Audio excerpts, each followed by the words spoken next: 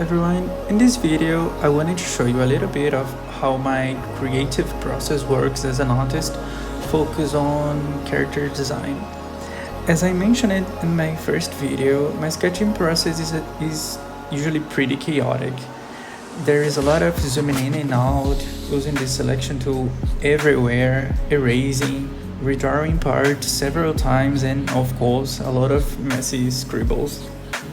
During this stage, I try my best to express the idea I had for the character, even if the drawing is far from perfect. In fact, making everything perfect is not really the idea of the sketch. For me, this first stage is much more about discovering the character. It is when I test the pose, the expression, the proportions, and start understanding which elements truly works with the original idea that I had in mind. The entire construction involves what you're gonna do with the idea along a few happy accidents. A lot of the time, there are problems you can only notice after actually putting the idea down the canvas, so there is no real way around it.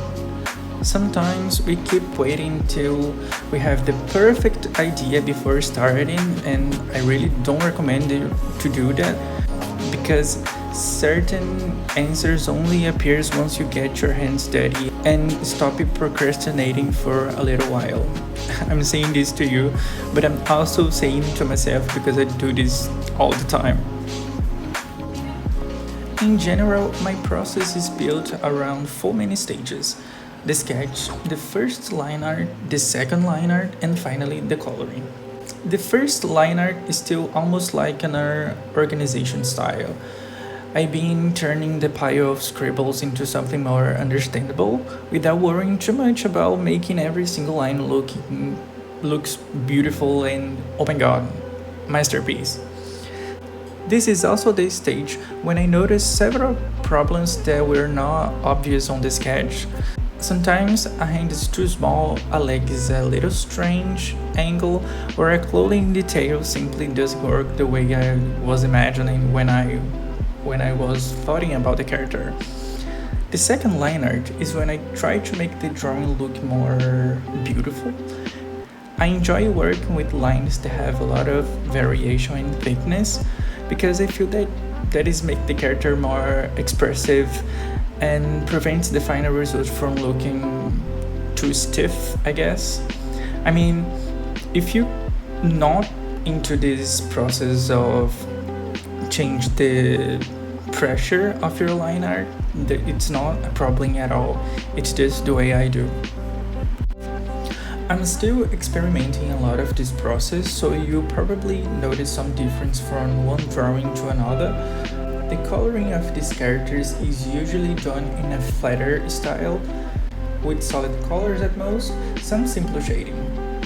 Since the main goal is present DLC design clearly, I do not need to create a highly detailed render for every single one. Besides saving a lot of time, this type of coloring also helps people to understand the character and the elements you choose to make part of it. However, you will notice that in this video I end up going a little further than I normally would. I did this specifically to show you a little bit of how I like to render my illustrations when I decide to spend more time on it. And I basically paint all in one layer. I know it sounds crazy, I don't recommend you to do that, but for the result that I like for some paintings is this one layer style.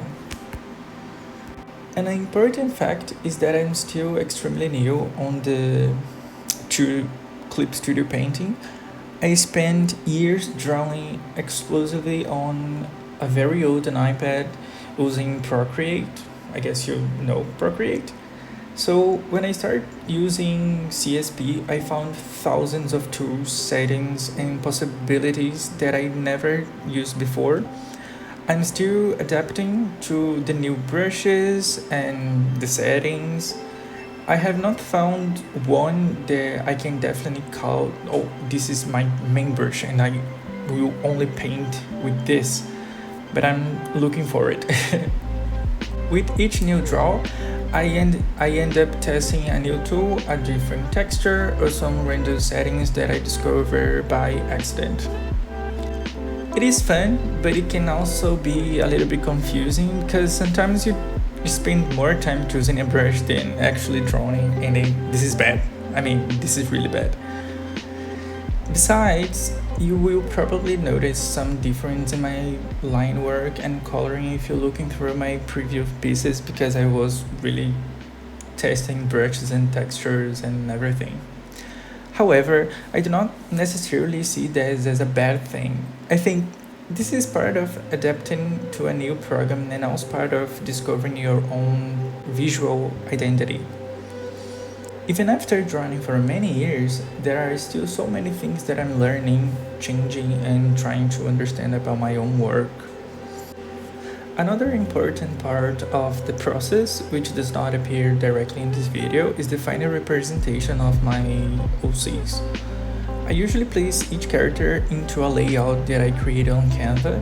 It is a reusable template where I only need to change the OC and the color palette, the name, but is everything there, so I configure to just change the OC, the size of the layer, and that is.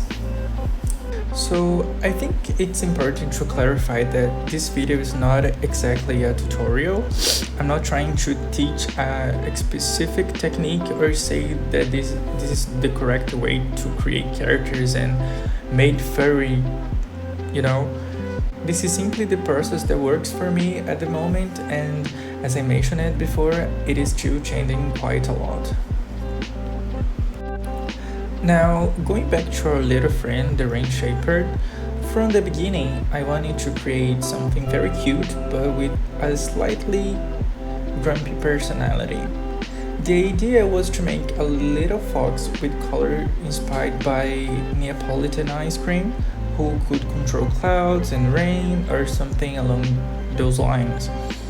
I have to admit that I have not created an extremely complex backstory for him, but I like to imagine that he takes care of the storms and guides clouds across the fields. Even though this is not the most practical or organized method in the world, I love rendering almost everything on one single layer style. Working this way gives me a sense of freedom and that feels a little closer to traditional painting. You ended up plating the colors directly, correcting shapes for the painting itself, and allowing some textures to appear more naturally.